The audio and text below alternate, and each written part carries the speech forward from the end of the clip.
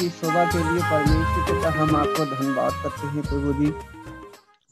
सुबह की वेला में रात भर परमेश्वर हमें आपने मीठी नींद दी, अच्छा बिस्तर परमेश्वर हमारे जीवन में परमेश्वर पिता एक नया दिन जोड़ा। आज के दिन को प्रभु जी कितने लोग नहीं देख पाए परमेश्वर पिता, क्योंकि आपका अनुग्रह आपकी दया सदा परमेश्वर पिता अपने डरवैयों पर बनी रही। परमेश्वर हमें नई सांसें जीने के लिए जीवन दिया, परमेश्वर हमें शक्ति दी और सामर्थ दी परमेश्वर पिता। इसके लिए हम आपको धन्यवाद करते हैं परमेश्वर, जो हम परमेश्वर आज आपकी दया के कारण आपके सम्मुख उपस्थित हो सके परमेश्वर। सारे जूम परिवार को परमेश्वर आपके हाथों में देते हैं परमेश्वर। आज की अगुवाई जो कार्यक्रम है परमेश्वर सब हम आपके हाथों में देते हैं प्रभु जी। संचालक और परमेश्वर पिता जो जूम मीटिंग के परमेश्वर पिता और लीडर लोग हैं परमेश्वर, सबको परमेश्वर हम आपके हाथों में देते हैं, जिससे परमेश्वर पिता जो सारे कार्यक्रम है परमेश्वर आपके अनुग्रह आपकी उपस्थिति में परमेश्वर पिता हम सब कर सके परमेश्वर, जिससे परमेश्वर पिता आपकी सामर्थ सबके ऊपर रहे प्रभु जी। सभी लोगों को जितने फास्टर हैं, बहन भाई हैं, बच्चे हैं, सबको परमेश्वर हम आपके हाथों में देते खुदावंद यीशु पिता। और आगे की कार्रवाई सब प्रभु आपके हाथों में देते परमेश्वर। हमारा मार्गदर्शन करें परमेश्वर पिता। छोटी सी प्रार्थना यीशु के पवित्र और पाक नाम से मांगते आशीष करना। आमीन आमीन आमीन। तो मैं संदेश के लिए बुलाना चाहता हूँ बरकत मसीह सर को। सर आपका स्वागत है, ये आपका समय है। ओके, एक छोटी सी प्रार्थना करेंगे क्योंकि आज का संदेश बहुत ही धारदार है और प्रभु हमको सही सोच और सही समझ दे। और प्रार्थना करने से पहले मैं आपको बताना चाहता हूँ कि जितना मैं प्रचार करता हूँ उनमें से ज्यादातर मैं अपने लिए प्रचार करता हूँ, और जब ये संदेश तैयार करता हूँ तो मेरा जीवन में वो बदलाव आता है जो मैं आपके साथ शेयर करता हूँ। स्वर्गीय पिता, आपको धन्यवाद देते हैं एक और सुबह के लिए, एक और अवसर के लिए। हम कमजोर इंसान हैं, आपके पवित्र आत्मा की सहायता के लिए हम आपकी ओर देखते हैं। हम तमाम को जितने यहाँ हैं प्रभु अपने हाथों में लें और पिता परमेश्वर अपना वचन देकर, अपनी समझ देकर प्रभु हम बातचीत करें, ताकि महान प्रभु आपके महान उद्देश्य हमारे जीवन से पूरे हों। और प्यारे पिता, आपकी बेटी की आमद के लिए हम और हमारे साथ बहुत से लोग तैयार हो सके। सुनने वालों पर आपका अनुग्रह हो, वचन आपकी इच्छा के अनुसार समझा जाए और इसका पालन किया जाए, ताकि आपकी बड़ाई हो। धन्यवाद के साथ प्रार्थना मसीह यीशु के नाम से मांगते हैं, आमीन। अंग्रेजी में इसका टाइटल है limited by limiting words and limiting believes. हम में से हर एक इंसान को परमेश्वर ने अपने समानता में बनाया है और हमसे परमेश्वर की कुछ योजनाएं हैं।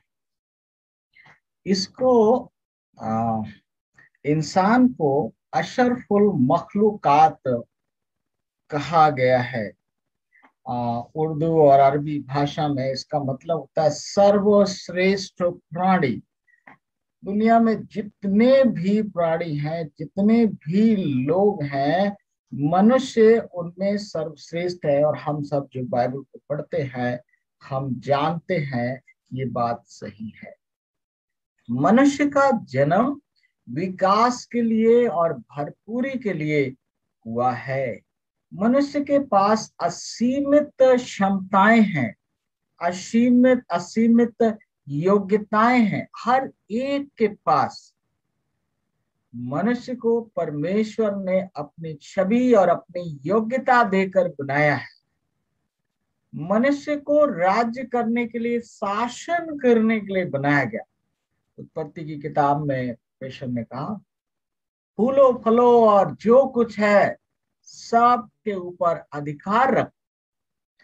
लेकिन हम देखते हैं कि मुट्ठी भर लोग अधिकार रखते हैं और बाकी लोग इन मुट्ठी भर लोगों के पीछे पीछे चलते हैं। तो पहली चिंता, मेरा पहला लगाव ये है कि जूम परिवार का एक एक जन शासक बन सके, एक एक जन के जीवन में परमेश्वर पिता की योजनाएं पूरी हो सके, मनुष्य को इस संसार के ऊपर राज्य करने के लिए।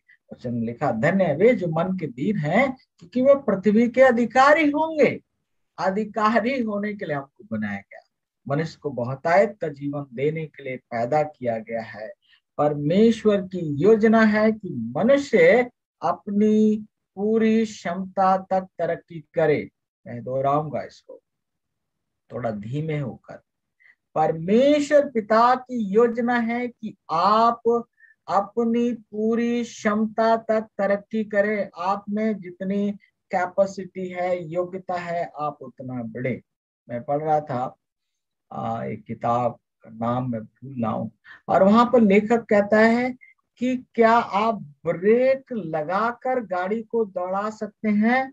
नहीं, हमारी गाड़ी में बहुत क्षमता है, बहुत ताकत है, लेकिन हमने ब्रेक के ऊपर पैर रखा हुआ है और इसलिए हमारी गाड़ी बहुत धीमे चल रही है।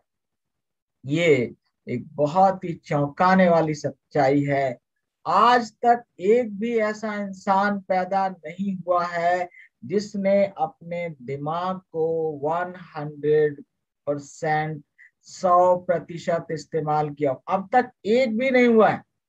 देखिए कितना बड़ा मौका है, आपके पास मौका है। आप में से हर एक के पास ये अवसर है। अगर आप अपने इस दिमागी शक्ति को 100% दोहन कर सकें तो आप इस दुनिया को और दुनिया में जितने हमारे लोग हैं उनको आप एक बहुत ऊंचाई पर ले जा सकते हैं। अल्बर्ट आइंस्टीन जो बहुत ही महान वैज्ञानिक हुए हैं, उन्होंने अपने दिमाग को केवल 4.5% ही इस्तेमाल कर पाए हैं। अभी आपने जो पढ़ा मरकुस 6 अध्याय में भाई जेपी ने, वहां पर लिखा है कि प्रभु यीशु मसीह जब नासरत में गए तो वहां पर कोई महान सामर्थ्य के काम नहीं कर सके। प्रभु यीशु जिनके पास असीमित क्षमता है, जिनके लिए कुछ भी असंभव नहीं है, जो सब कुछ कर सकते हैं, लेकिन जहां अविश्वास होता है वहां परमेश्वर के हाथ बंध जाते हैं। जहां अविश्वास होता है, जहां पर सीमित करने वाले शब्द और सीमित करने वाले विचार और सीमित करने वाला विश्वास होता है, वहां परमेश्वर के भी परम प्रतापी, परम प्रधान, महाप्रतापी परमेश्वर के भी हाथ क्या हो जाते हैं? बंध जाते हैं। बहुत ही दुखदाई विचार है मेरे। नासरत के लोगों को प्रभु यीशु मसीह जीवन देने आए।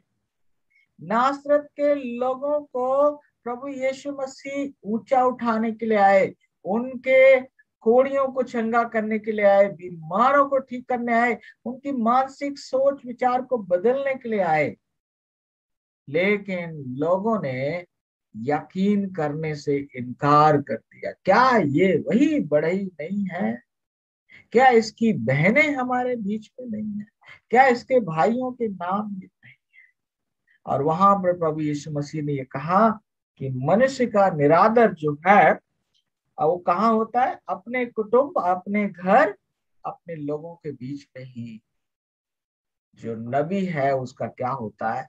निरादर होता है। जी हाँ, आप चाहें तो परमेश्वर को भी काम करने से आप रोक सकते हैं। आज हम इस पर विचार करेंगे। आज अरोड़ा जी छुट्टी पर हैं और इसलिए आप पूरे ध्यान के साथ बैठें। अगर हम 10 मिनट और आगे भी जाते हैं तो कोई घबराहट की बात नहीं है। ये अभी हमने जिक्र यहाँ पर किया था। नासरत के लोगों ने प्रभु यीशु मसीह के ऊपर विश्वास ही नहीं किया, इसलिए प्रभु यीशु भी उनके लिए कोई महान काम नहीं कर सके। नासरत के लोगों ने अब इसराइल को मिस्र से निकालकर कनान में जहां दूध और शहद की नदियां बहती हैं वहां लेकर जाने का वचन परमेश्वर ने दिया था, लेकिन आप जानते हैं कि परमेश्वर उन तमाम लोगों को वहां लेकर नहीं पहुंच सके जो मिस्र से निकले थे। और कारण क्या था? उनका अविश्वास, उनकी सीमित करने वाले शब्द और सीमित करने वाले विचार और सीमित करने वाले विश्वास। आज हम इसको पढ़ेंगे भी और इसको और गहराई से हम देखेंगे। विचार ये है कि परमेश्वर भी वो काम जो करना चाहते हैं वो नहीं कर सकते यदि मेरे और आपके अंदर सीमित करने वाले शब्द हो और सीमित करने वाले विचार। ये मरकुस 9 अध्याय 23 पद में एक व्यक्ति का जिक्र है जो अपने बेटे को लेकर आता है जिसमें दुष्टात्मा है, और वो जो है दुष्टात्मा उसको बहुत परेशान करती है, आग में पानी में गिरता है। पहले चेलों के पास लेकर आता है, चेले दुष्ट आत्मा को निकाल नहीं पाते हैं। प्रभु यीशु मसीह, पतरस, याकूब और यूहन्ना पहाड़ पर गए हुए हैं। जब यीशु मसीह अपने चेलों के साथ नीचे आते हैं, ये व्यक्ति प्रभु के पास आता है और कहता है, मैंने तेरे चेलों से गुजारिश की, वो कुछ कर नहीं सके, अगर तू कुछ कर सके, तू कुछ कर सकता है तो कर। तो प्रभु ने कहा, यदि तू कर सकता है, ये क्या बात है? विश्वास करने वाले के लिए सब कुछ हो सकता है। विश्वास करने वाले के लिए सब कुछ हो सकता है। डायरी में लिख लें, सब कुछ हो सकता है। जो आप सोच सकते हैं वो उससे ज्यादा आप कर सकते हैं। जो आप कल्पना कर सकते हैं उससे ज्यादा आप बन सकते हैं। आपको कर्ज में और मर्ज में रहने की जरूरत नहीं है। गाना सुना करता था मैं, ईमान बिना जग में कुछ भी नहीं मिल सकता, पत्थर तो बहुत भारी, पत्ता नहीं हिल सकता। नेपोलियन बोनापार्ट ने कहा था कि असंभव शब्द केवल मूर्खों की डिक्शनरी में पाया जाता। अब ये एक ऐसा शब्द है, अगर मेरे लिए इस्तेमाल कोई करे या आपके लिए करे तो हमको पीड़ा होती है। लेकिन ये पीड़ादायक शब्दों का इस्तेमाल इसलिए किया गया है कि शायद इसको सुनने के बाद हम जाग जाएं, हम एहसास करें। एक बार मैंने आपको हाथी की कहानी बताई थी। हाथी इतना सामर्थी होता है, इतना पावरफुल होता है, दीवारों को गिरा सकता है, गाड़ियों को उठा सकता है, लेकिन 2 रुपए की रस्सी से बांधा जाता है और वो कभी भी जिंदगी में आज तक आपने नहीं पढ़ा होगा और ना कभी आप सुनेंगे कि हाथी वो 2 रुपए की रस्सी को तोड़कर भाग गया या चला गया। ये दिमाग को कंडीशन हमारे और आपके इस तरह से कर दिया गया है कि हमने अपने आप को सीमित समझ लिया। और एक बार फिर जब मैं प्रार्थना कर रहा था तो प्रभु ने कहा कि इस संदेश पर और अधिक जोर देने की जरूरत है। असंभव शब्द बोलने वालों को मूर्ख क्यों कहा गया है? क्यों कहा गया है? आप सोचिए, जिसके पास करोड़ों की संपत्ति हो और अगर वो भूखा बैठा हो तो क्या आप उसे बुद्धिमान कहेंगे? नहीं ना। हम जिसके पास जो धनवान है, संपन्न है, और वो भूखा बैठा है और लोगों से कह रहा साहब मेरे पास रोटी नहीं है, आप मेरी बात करो, मैं भूखा बैठा। मूर्ख, आलसी, निकम्मा, ये सब शब्द एक ही विचार को क्या करते हैं? प्रकट करते हैं। ये नकारात्मक ऊर्जा को उगलने वाले शब्द बोलने वाले, सुनने वाले, और जो लोग इन शब्दों को बोलते हैं उनके संपर्क में आने वाले सब लोग नकारात्मक रूप से प्रभावित होते हैं। जो लोग सीमित करने वाले शब्दों को बोलते हैं उनके ऊपर भी असर होता है, उनके ऊपर भी असर होता है। जैसे आप कहते हैं मैं नहीं कर सकता, बस आपकी सोच पर ढक्कन लग जाता है और आप नहीं कर सकते। जो दूसरा आदमी सुन रहा है उससे कहा जाता है तू नहीं कर सकता। तब उसकी भी सोच के ऊपर ढक्कन लग जाता है, और फिर इन लोगों के संपर्क में जितने लोग आते हैं वो सब लोग, ये इन्फेक्शन है, ये कोरोना से ज्यादा भयानक संक्रामक बीमारी है जो बहुत तेजी से फैलती है।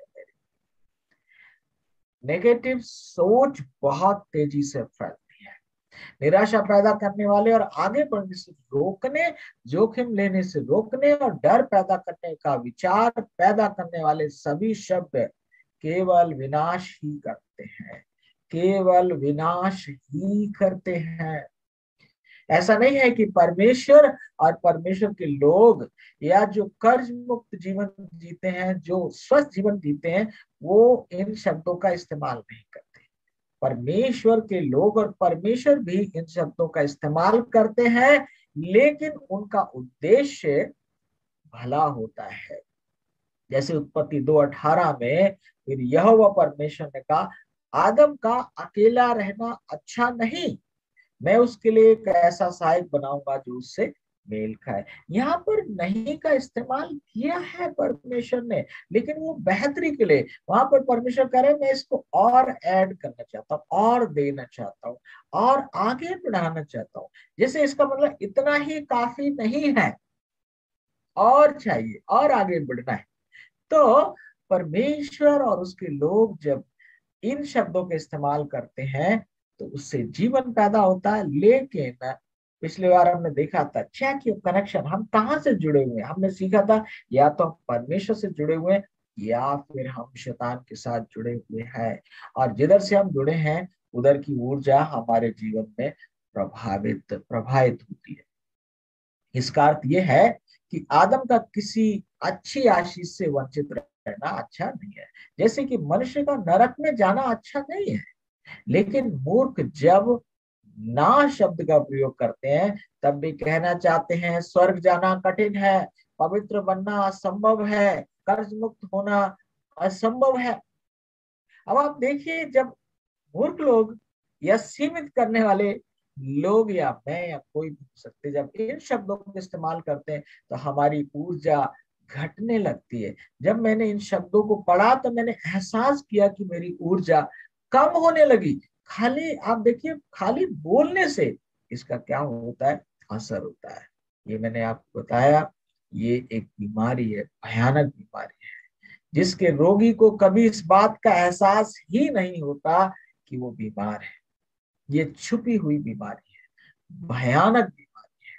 इसी वजह से आज तक कोई ऐसा नहीं हुआ है जिसने अपने दिमाग को 100% इस्तेमाल किया हो। अब आप कह रहे हैं अल्बर्ट आइंस्टीन नहीं कर पाए तो मैं कैसे कर सकता हूं? अरे आइए हम बीड़ा उठाएं कि हम 10% करेंगे, अपने दिमाग को हम 10% इस्तेमाल करेंगे और पूछना शुरू करें, मैं क्या करूं, मैं कैसे करूं कि मैं अपने दिमाग का कम से कम 10वां हिस्सा इस्तेमाल कर सकूं।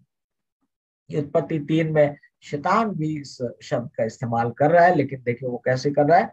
यहोवा परमेश्वर ने जितने बनेले पशु बनाए थे उन सब में सर्पदूत था, और उसने स्त्री से क्या कहा, क्या सच है कि परमेश्वर ने कहा कि तुम इस वाटिका के किसी वृक्ष का फल ना खाना। अब ये जो आप सुनेंगे तुरंत ही नकारात्मक ऊर्जा पैदा होती है।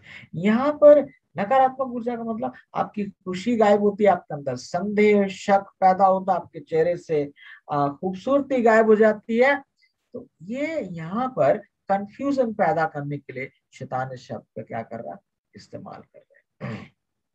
जिस नाक को परमेश्वर हमारी भलाई के लिए बोलते हैं, उसी नाक को शैतान हमारे विनाश के लिए बोलता है। आप बाइबल में चले जाएं और कैन के जीवन को आप देखिए, हमने देखा था ना कैन और हाबिल का जीवन। तो कैन ने पहले क्या किया, अपने अंदर नकारात्मक विचारों को उसने आने दिया, नकारात्मक विचारों को अपने मन में पलने दिया, और फिर उसने अपने भाई का खून कर दिया, और उसके बाद भी वो बच सकता था। जब परमेश्वर ने कैन से कहा तेरा भाई कहाँ है, तब उसने कहा मेरा गुनाह माफी के काबिल नहीं है। कैन बच सकता था, लेकिन उसने अपने आप से कहा कि मैंने अपने भाई की हत्या की है, अब मेरी नजात नामुमकिन है। और उसकी नजात नामुमकिन हो गई। वो स्वर्ग से, परमेश्वर के राज्य से वंचित हो गया। मेरे प्रियो, आपके और मेरे गुनाह हमको खुदा की बादशाह से दूर नहीं रखते। हमारे सीमित करने वाले शब्द और सीमित करने वाले विचार और सीमित करने वाली भावनाएं, विश्वास है जो हमको परमेश्वर के राज्य से दूर कर देंगे। यशायाह 1:18 में लिखा, तुम्हारे गुनाह चाहे कैसे ही क्यों ना हो, हिम के नाई श्वेत हो जाए।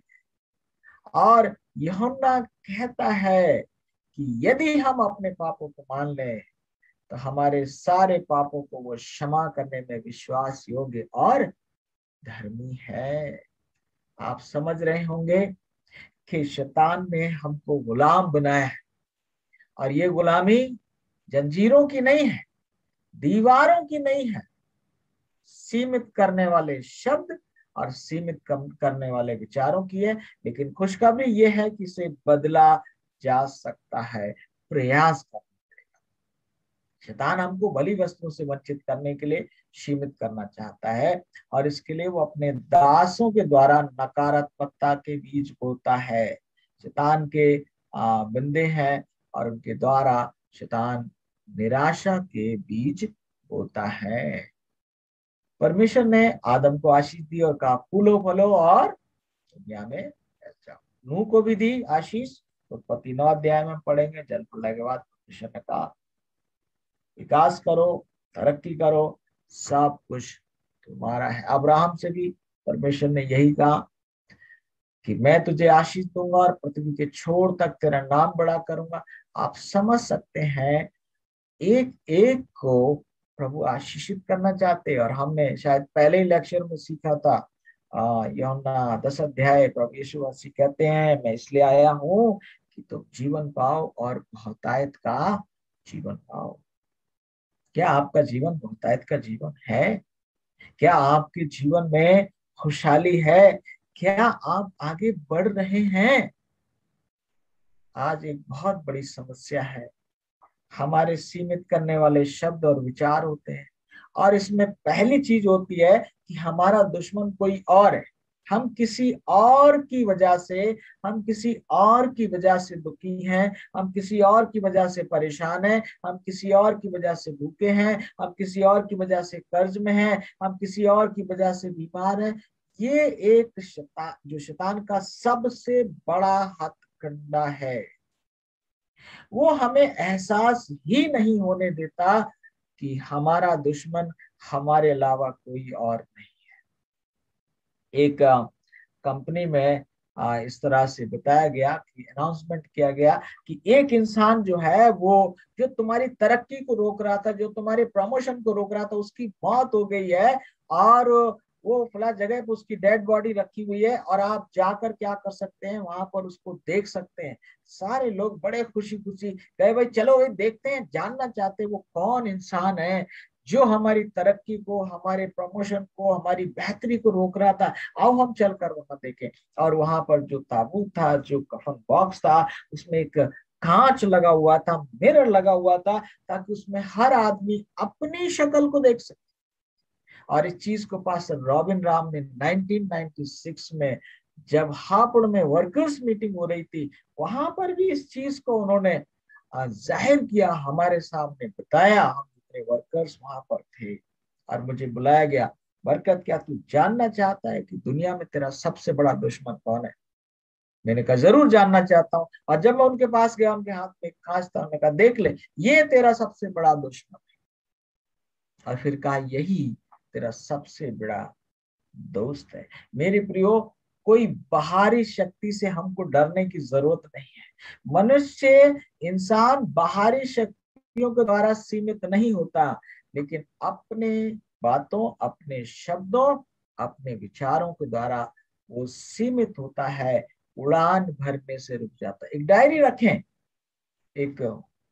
मैं आपको असाइनमेंट दे रहा हूं, एक डायरी रखें, और या सामने अपने कोई पैड रखें, पन्ना रखें। जब भी कोई आप नकारात्मक शब्द बोलते हैं तो वहां पर एक कट मार दें, एक निशान लगा दें, और शाम को आप गिने कि आज मैंने दिन भर में, आप सोचे भी तो भी क्या करें, वहां पर लगा दें उस निशान को। आप देखिए कि एक शब्द आपके पूरे दिन को बर्बाद कर सकता है, आपकी पूरी जिंदगी को बर्बाद कर सकता है। मेरे प्रियो, ये बहुत ही गहरा सत्य है, लेकिन इसको समझने के लिए हमको तैयार होने की जरूरत पड़ेगी। हम इस चीज को अपने दिमाग से निकाल दें कि हमको कोई आदमी रोक सकता है। नीति वचन 26 अध्याय में हम ये इसकी थोड़ी आयतों को पढ़ते हैं, और यहाँ पर मूर्ख इंसान के बारे में लिखा हुआ है। नीति वचन 26:1-16। जैसा धूप काल में हिमका और कटनी के समय जल का पड़ना, वैसे ही मूर्ख की महिमा भी ठीक नहीं। जैसे गौरैया घूमते घूमते और सुपा बहनी उड़ते उड़ते नहीं बैठती, वैसे ही व्यर्थ शाप नहीं पड़ता। घोड़े के लिए घोड़ा, गधे के लिए बाघ, और मूर्खों की पीठ के लिए छड़ी होती है। मूर्ख को उसकी मूर्खता के अनुसार उत्तर ना दे, ऐसा ना हो कि तू भी उसके तुल्य ठहरे। मूर्ख को उसकी मूर्खता के अनुसार उत्तर देना, ऐसा ना हो कि वो अपने लेखे बुद्धिमान ठहरे। जो मूर्ख के हाथ से संदेशा भेजता है, वो मानो अपने पांव में कुल्हाड़ा मारता और विष पीता है। जैसे लंगड़े के पांव लड़खड़ाते हैं, वैसे मूर्खों के मुंह में नीति वचन होता है। जैसे पत्थरों के ढेर में मणियों की थैली, वैसे ही मूर्ख को महिमा देनी होती है। जैसे मतवाले के हाथ में कांटा गड़ता है, वैसे ही मूर्खों का कहा हुआ नीति वचन भी दुखदाई होता है। जैसे कोई तीरंदाज जो अकारण सबको मारता हो, वैसे ही मूर्खों व बटोहियों का मजदूरी में लगाने वाला भी होता है। जैसे कुत्ता अपनी छांट को चाटता, वैसे ही मूर्ख अपनी मूर्खता को दोहराता है। यदि तू ऐसा मनुष्य देखे जो अपनी दृष्टि में बुद्धिमान बनता हो, तो उससे अधिक आशा मूर्ख से है। आलसी कहता है मार्ग में सिंह है, चौक में सिंह है।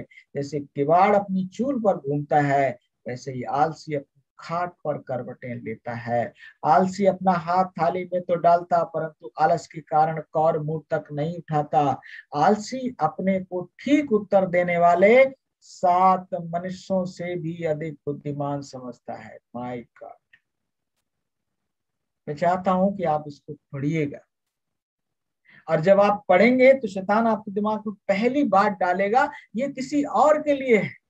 लेकिन मेरे प्रियो, जब मैं पढ़ रहा था तो मैंने इसको इसलिए पढ़ा, ये इसमें लिखा हुआ एक एक वचन मेरे लिए है। और जब मैं ये सोचकर पढ़ूंगा कि जो कुछ लिखा वो मेरे लिए लिखा है, तभी इससे फायदा होगा। और अगर मैं सोचूंगा ये उसके लिए है, ये उसके लिए है, और शैतान यही विचार डालता है कि जहां शिक्षा की बात होती है वहां वो कहता है ये दूसरों के लिए है, जहां आशीष की बात होती है वो कहता है ये तुम्हारे लिए है। और इसी तरह हम सीमित हो जाते हैं। शैतान केवल नष्ट करने, चुराने और कत्ल करने आता है। सीमित करने वाले शब्द और विचारों ने बहुतों को लूटा है। कैसे लूटा है? ये सीमित करने वाले शब्द और विचार और विश्वास हमको कैसे लूटते हैं? सबसे पहले तो हम खुद अपने आप को लूटते हैं। जो नकारात्मक सोच, सीमित करने वाले सोच शब्दों को अपनाते हैं, तो पहली बात ये कि वो खुद उस तरक्की को हासिल नहीं कर पाते जो उनको जिसको करने की क्षमता उनके अंदर है, योग्यता उनके अंदर है, समय उनके अंदर है, लेकिन वो नहीं कर पाते। सीमित करने वाले शब्द सबसे पहले हमको लूटते हैं, उसके बाद हम परमेश्वर को लूटते हैं। क्योंकि हमारे जीवन से जो परमेश्वर को महिमा मिल सकती है, परमेश्वर का नाम जो इज्जत और जलाल पा सकता है, उसे भी हम क्या करते हैं? लूटते हैं। अपने परमेश्वर को, उसकी महिमा से हम वंचित कर देते हैं। बहुत संख्यक लोग नकारात्मक, अब इतनी देर में अगर आपके अंदर ये फीलिंग आ गई, oh I am one of them, मैं इनमें से एक हूं, तो निराशा आपके अंदर पैदा हो गई। ऐसा भी करने की जरूरत नहीं है। ये खुशखबरी है, this is a good news. ये जागने का समय है, this is morning hour, an hour with power, 1 घंटा सामर्थ्य के साथ। और वो सामर्थ्य कौन है? परमेश्वर की उपस्थिति में सामर्थ्य है, परमेश्वर के वचन में सामर्थ्य है, परमेश्वर से की गई प्रार्थनाओं में सामर्थ्य है। और ये 1 घंटा जो सामर्थ्य के साथ बिता लेता है, उसे दिन भर के लिए एक ऊर्जा मिल जाती है। वो दिन भर के लिए हर एक परेशानी को वो झेलने के लिए क्या हो जाता है, तैयार हो जाता है। गिनती 13 अध्याय में जिक्र है उन 12 भेदियों का जिनको कनान का भेद लेने के लिए भेजा गया था। हम पढ़ेंगे यहाँ पर, 40 दिन के बाद वे उस देश का भेद लेकर लौट आए और पारान जंगल के कादेश नाम स्थान में मूसा और हारून और इस्राएलियों की सारी मंडली के पास पहुंचे और उनको और सारी मंडली को संदेशा दिया और उस देश के फल उनको दिखाए। उन्होंने मूसा से ये कहकर वर्णन किया, जिस देश में तूने हमको भेजा था उस देश में हम गए और उसमें सचमुच दूध और शहद की धाराएं बहती हैं और उसकी उपज में से यही है।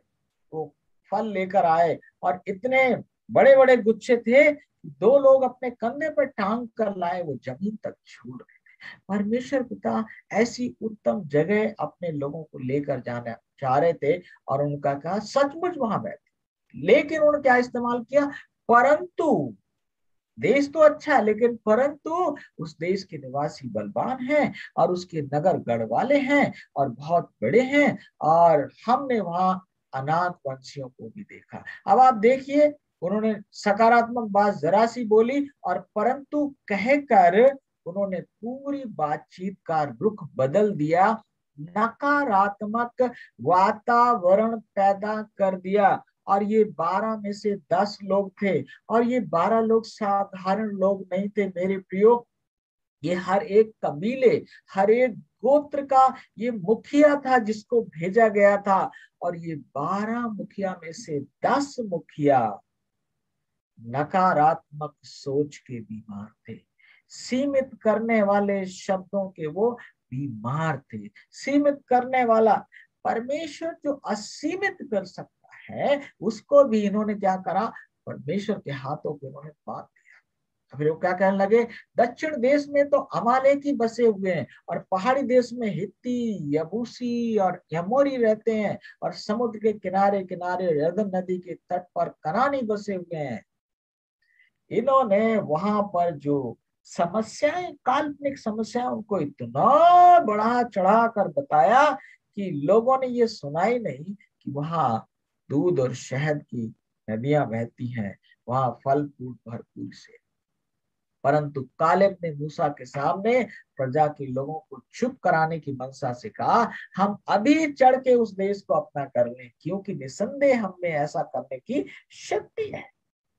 शक्ति सबके अंदर है, लेकिन कालेब और यहोशू को ही ये एहसास है कि हमें शक्ति है, हम ऐसा कर सकते हैं। परमेश्वर हमसे ऐसा कोई भी काम करने के लिए नहीं कहेंगे जिसको करने की शक्ति हमें नहीं है।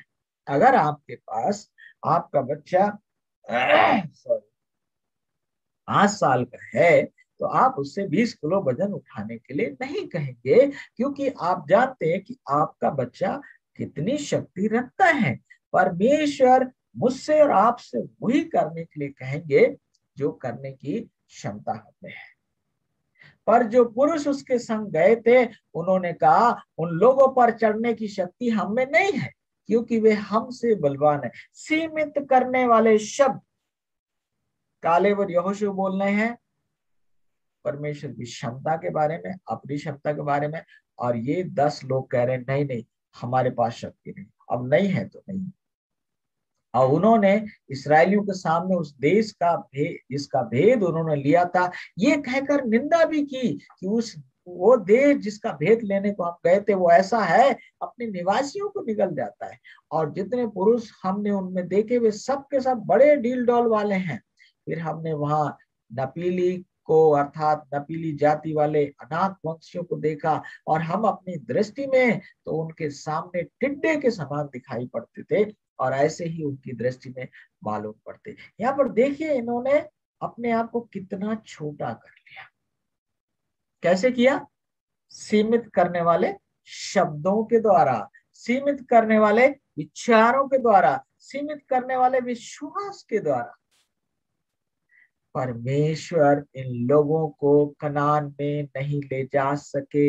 इनके अविश्वास ने परमेश्वर पिता के हाथों को बांध दिया। आप कल्पना करें उस दिन परमेश्वर और सारा स्वर्ग ने कितना विलाप किया होगा मेरे प्रियो। परमेश्वर की योजना असफल कर दी इन लोगों ने, जिन्होंने अपने आप को सीमित करने वाले विचारों में कैद कर लिया।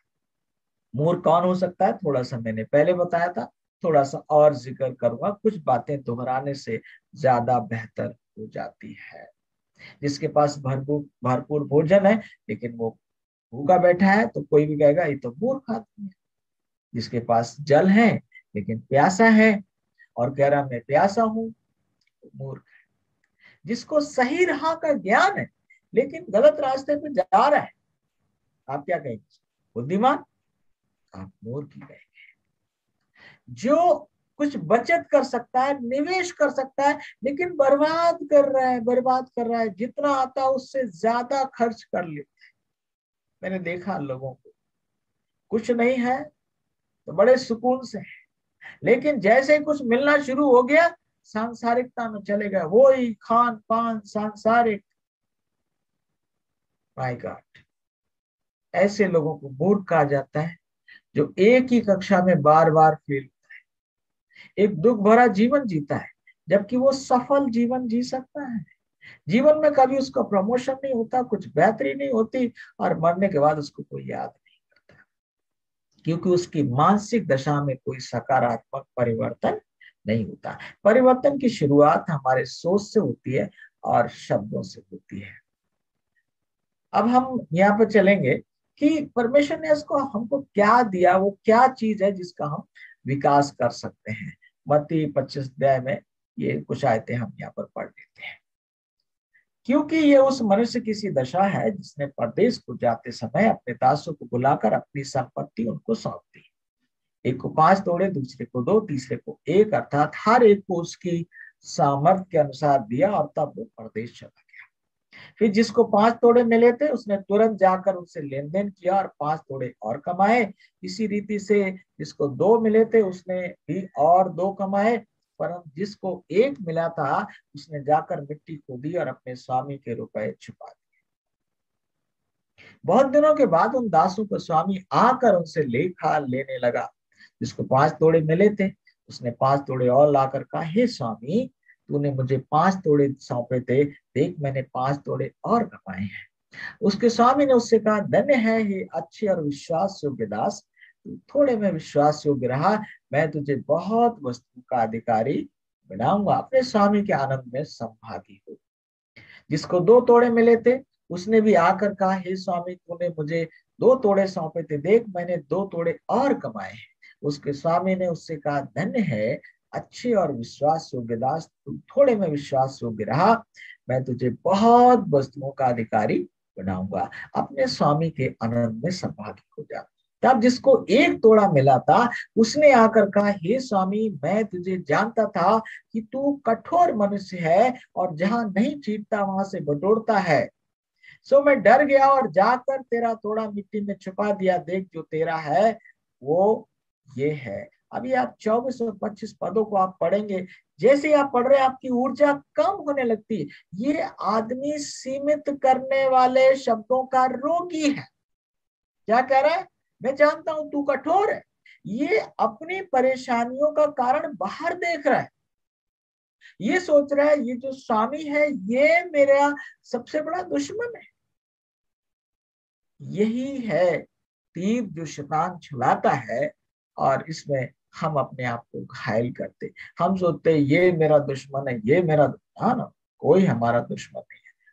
मेरा मानना है अगर मैं जहां हूं तो अपनी वजह से हूं, और अगर मैंने तरक्की नहीं करी उसके लिए मैं खुद जिम्मेवार हूं, कोई और जिम्मेवार नहीं है।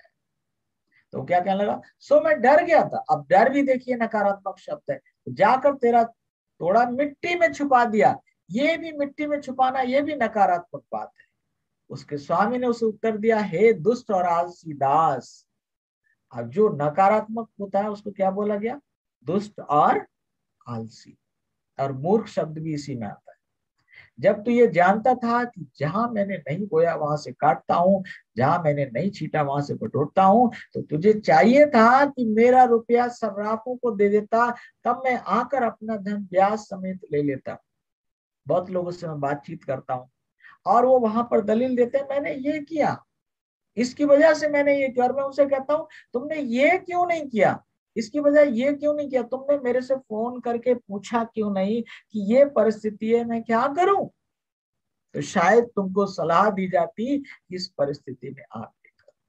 मेरे प्रियो, हम उन लोगों से घिरे हुए हैं जो छोटी सोच के रोगी हैं।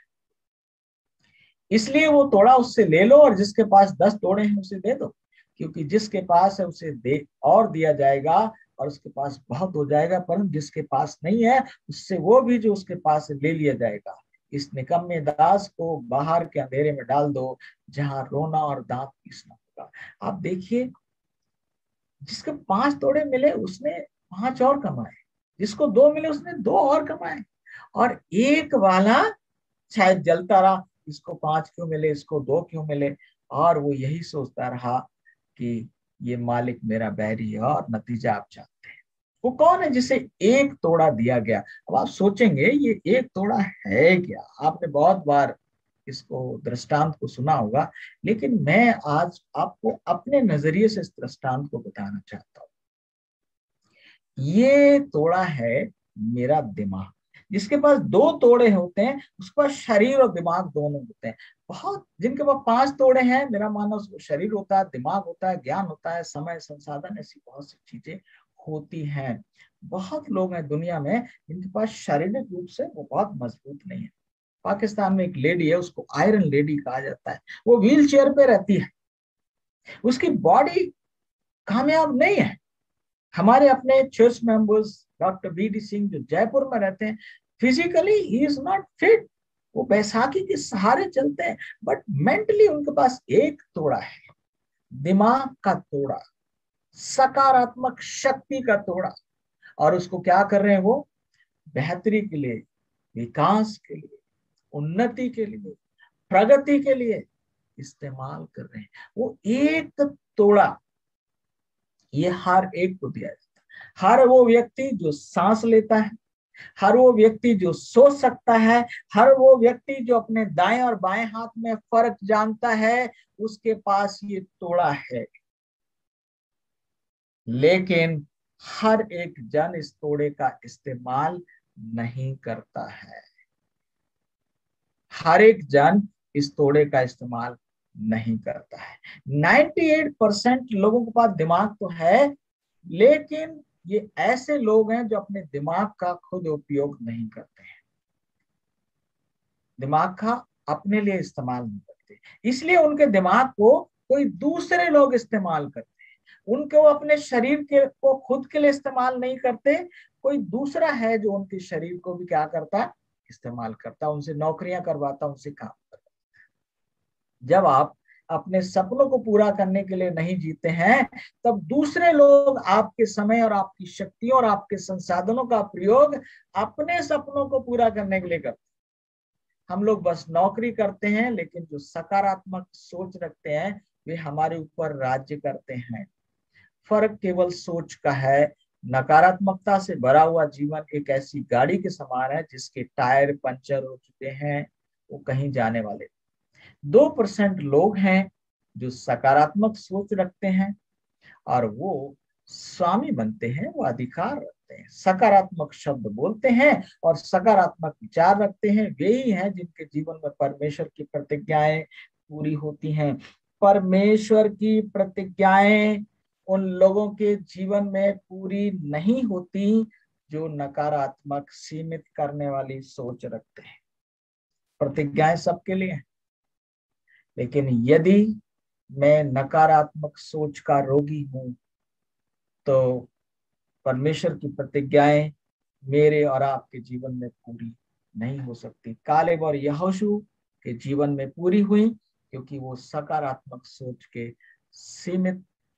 असीमित सोच के इंसान थे, और इसीलिए वो कनान में पहुंचे और बाकी कोई भी नहीं पहुंचा। आप सोच जाए, समझ लें, ये एक बहुत ही बड़ी बात है। परमेश्वर ने हमको अपनी समानता में बनाया। हमने सीखा उत्पत्ति 1:26-27 में, परमेश्वर ने गुलाम बनने के लिए नहीं बनाया, बल्कि राज्य करने के लिए।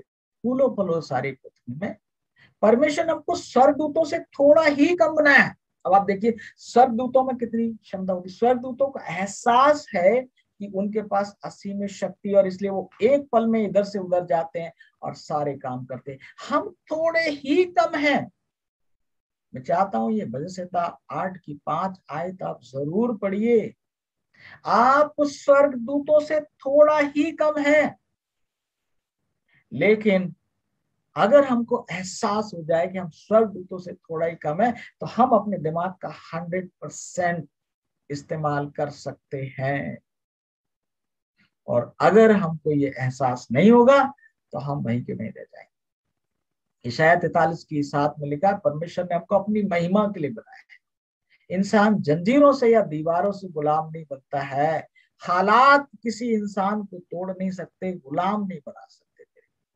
यूसुफ ने टूटने से इनकार कर दिया जब उसके भाइयों ने उसे गैरों के हाथ में बेचा था। यूसुफ ने टूटने से इनकार कर दिया जब उसके ऊपर वो आरोप लगाया गया था जो काम उसने नहीं किया था। यूसुफ ने टूटने से इनकार कर दिया जब वो आदमी उसके उपकार को भूल गया जिसके सपने को उसने बताया था। यूसुफ ऐसा इंसान था जिसने अपनी आंखें वर्तमान दशा पर नहीं बल्कि भविष्य के ऊपर लगा रखी थी। दाऊद का भी आप देख लीजिए, दाऊद ने टूटने से इनकार कर दिया जब उसके पिता ने उसको बेकार समझकर भेड़े चराने के लिए भेज दिया। उसके भाइयों ने उसका मजाक बनाया, अच्छा तू लड़ेगा जाके गोलियत। राजा शाऊल ने उसके ऊपर भाले से वार किया, एक बार नहीं अनेक बार किया। जब उसकी पत्नी मीकल ने उसका मजाक ठट्टा बनाया, जब उसके बेटे ने उसके खिलाफ बगावत की, दाऊद ने टूटने से इनकार कर दिया। दाऊद ने अपनी निगाहों को परमेश्वर के ऊपर लगा के रखा, और अगर उसकी सीमित सोच होती तो दाऊद मेरा और आपका आदर्श ना होता। यदि आप ना चाहें तो कोई भी नकारात्मक बात आपको तोड़ नहीं सकती, यदि आप ना चाहें। यीशु मसीह ने टूटने से इनकार कर दिया। आप जानते हैं उनके लिए ऊपर किस तरह के आरोप लगाए गए। उनके मित्र ने, पतरस ने उनको धोखा दिया, उसके मित्रों ने उनको छोड़ दिया, वो अकेले रह गए, अपमानित किया, दोष लगाया, सूली पर चढ़ा दिया। लेकिन प्रभु ने टूटने से क्या कर दिया? इनकार कर दिया। नकारात्मक सोच को उन्होंने अपने अंदर घुसने नहीं दिया। ये सामर्थ्य शक्ति आपके लिए भी उपलब्ध है जो प्रभु यीशु मसीह के लिए उपलब्ध थी। जीवन का उद्देश्य लगातार उन्नति करना, लगातार आगे बढ़ना है। पहला विकास मानसिक विकास है। प्रायः शैतान उन लोगों को हमें निराश करने या गिराने के लिए इस्तेमाल कर सकता है जो हमारे बहुत करीब होते हैं। जो आपसे बहुत दूर है उसको शैतान इस्तेमाल नहीं करेगा, जो हमारे करीब होते हैं कई बार उनको इस्तेमाल कर सकता है। जैसे आदम को गिराने के लिए उसने हवा को इस्तेमाल किया। अब्राहम के ईमान को कम करने के लिए, आपको पता है सारा से जब सुना कि अगले वर्ष तेरे पास पुत्र होगा तो वो हंसी, अविश्वास में हंसी, और इज़हाक का मतलब ये वो हंसना। अय्यूब को उसके बेटे और बेटियों की मौत, उसकी सारी संपत्ति का जाना नहीं तोड़ सकता। लेकिन उसकी पत्नी क्या कहती? अरे तू अभी भी खराब बना है, खुदा को लानत दे। और आप जानते हैं दाऊद को तोड़ने के लिए मीकल का इस्तेमाल किया। ऐसे बहुत से उदाहरण हैं। अब हम क्या करें क्या? जो लोग रोते और शिकायत करते हैं उनकी सुनना बंद कर दें, क्योंकि ये बीमारी संक्रामक होती है। निराशा का एक शब्द बहुत से लोगों के जीवन को बर्बाद कर सकता है। निराशा का एक शब्द लोगों को सीमित कर सकता है। सिस्टर वाइट कहती है स्टेप्स टू क्राइस्ट में हो सकता है कि जो आपने नकारात्मक शब्द बोले उनसे आप उभर जाएं, लेकिन जिन्होंने सुना है शायद वो ना उभर पाए। जब आप किसी से कहते हैं तू बेकार है, तू नहीं कर सकता, तू ये उड़ान नहीं भर सकता, मेरे प्रियो, इन शब्दों का असर होता है और लोग सीमित हो जाते हैं। इन शब्दों को कभी ना बोले, इन शब्दों को कभी ना बोले। मैं एक किताब पढ़ रहा हूं, the greatest salesman in the world, और ये किताब कहती है कि इन शब्दों को कभी ना बोले, नहीं, कभी नहीं, छोड़ दो, नहीं हो सकता, मुश्किल है, असंभव है, सवाल ही नहीं उठता, हो ही नहीं सकता, असफलता, काम ही नहीं करता, निराशा, पीछे मुड़ना, निराशा पैदा करने वाले शब्दों को आप सोचना और बोलना बंद कर दीजिए, और 6 महीने में आप खुद देखेंगे आप कहां से कहां पहुंच गए। बीमारी का इलाज घर में अपने पास ही है। ऐसे लोगों से दूर हो जाएं जो रोते और विलाप करते हैं, निंदा करते हैं, निराशा फैलाते हैं।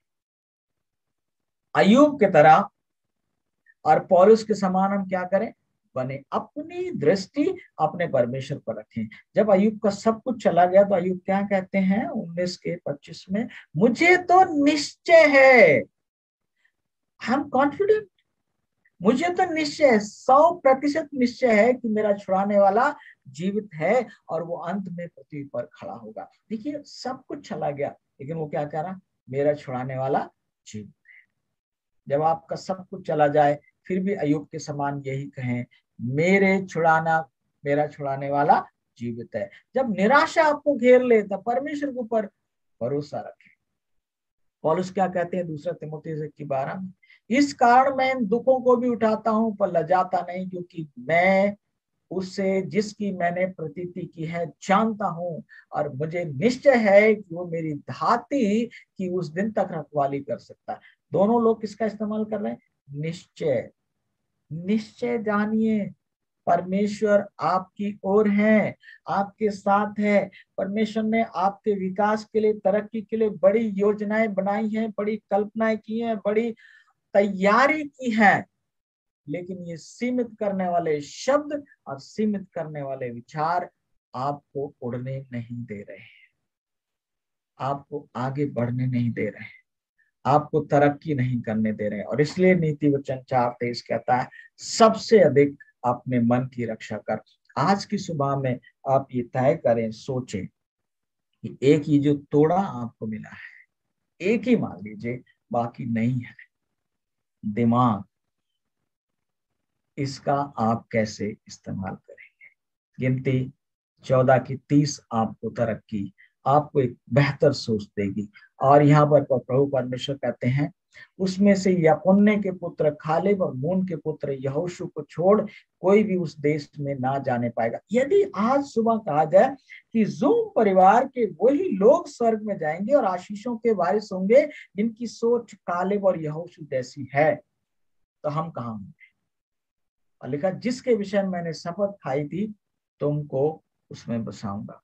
कालेब और यहोशू के समान बने, कालेब और यहोशू के समान सोचें, और यहोशू और कालेब के समान बोले। प्रभु आपको बहुत ऐसे आशीष दे। संदेश के लिए धन्यवाद की प्रार्थना pastor Munendra Kumar. Pastor Munendra Kumar sir, आपका स्वागत है, ये आपका समय है। समय देने के लिए पास्टर जी। आइए हम सभी लोग आज के सुंदर वचन के लिए प्रभु का धन्यवाद देते हुए प्रार्थना में चलेंगे। धन्यवाद धन्यवाद धन्यवाद धन्यवाद धन्यवाद धन्यवाद पवित्र सामर्थी दयालु प्रभु, आज की इस भोर में हम आपका धन्यवाद देते हैं और आपके नाम को अपने जीवनों से महिमा देते हैं प्रभु, क्योंकि आप इसके योग्य हैं प्रभु। हम धन्यवादित हैं प्रभु, आज की सुबह की बेला में प्रभु, सुबह भोर की बेला में प्रभु, आपने अपने मन्ना से हमें तृप्त किया प्रभु, अपने वचन से हमें तृप्त किया प्रभु। हम प्रार्थना करते हैं अपने दास पर प्रभु, जिसके द्वारा प्रभु आपने अपने वचन को अपने बेटे और बेटियों तक पहुंचाया है प्रभु। बहुतायत से आशीषित करें प्रभु, बढ़ाएं और अपने राज्य के लिए पूर्ण रूप से इस्तेमाल करें प्रभु। इस अद्भुत और सुंदर के लिए हम सब हृदय से आपके धन्यवादित करते हैं प्रभु। और प्रभु हम प्रार्थना करते हैं कि प्रभु जिस प्रकार आपने हमें तोड़े दिए हैं, उन तोड़ों का हम इस्तेमाल करें प्रभु, और सकारात्मक सोच रखते हुए प्रभु, बेहतर शब्दों का इस्तेमाल करते हुए प्रभु, आपके राज्य के विस्तार करने पाए प्रभु। हाँ प्रभु, हम जानते हैं यदि हम नकारात्मक शब्दों का प्रयोग करते हैं तो प्रभु हम आपके राज्य के लिए अड़चन पैदा करते हैं प्रभु। हाँ प्रभु, आज हमने ये जाना प्रभु आपके दास के माध्यम से कि प्रभु हम सकारात्मक सोच और सकारात्मक शब्दों के माध्यम से प्रभु आपके राज्य को बढ़ाने के लिए कार्य कर सकते हैं। आपने हमें इसीलिए बनाया है। हम प्रार्थना करते हैं प्रभु जूम परिवार के हर एक सदस्य के लिए प्रभु। हाँ प्रभु, हम विनती और निवेदन करते हैं हम सब अपने मनों के लिए प्रभु, हमारे मनों पर आपका कब्जा हो प्रभु। हाँ प्रभु, आपका वचन प्रभु मनों में कार्य करने पाए, क्योंकि प्रभु मन के द्वारा प्रभु हम जो भी शब्द निकालते हैं वो शब्द प्रभु कारगर होता है। हाँ प्रभु, हम जो की उन्नति के लिए प्रभु, कर्ज मर्ज मुक्त जीवन के लिए प्रभु, ताइस से आत्माओं को बचाने के लिए प्रभु, आज के इस वचन के द्वारा प्रभु आपके राज्य का विस्तार करें और सकारात्मक सोच रखें प्रभु, ताकि प्रभु आपको महिमा मिलने पाए। हम सब अपने आप को प्रभु आपके दास को और जूम परिवार को आज के सुबह में प्रभु आपके पवित्र हाथों में देते हैं और बहुतायत की आशीष और सामर्थ्य को प्राप्त करने के लिए आपसे विनती और निवेदन करते हैं। दया करें, सामर्थ्य के द्वारा प्रभु अपने कार्य को अपने बेटे और बेटियों के जीवन से पूरा होने के लिए मदद करें। सारी बातों में प्रभु हम आपको धन्यवाद देते हुए छोटी सी प्रार्थना आपके एक लौते बेटे हमारे उद्धारकर्ता प्रभु यीशु मसीह के नाम से मांगते हैं, आमीन। आमीन। बहुत बहुत धन्यवाद देते हैं सर को, आपने अच्छा प्रार्थना की है। परमेश्वर आपको आशीष दे।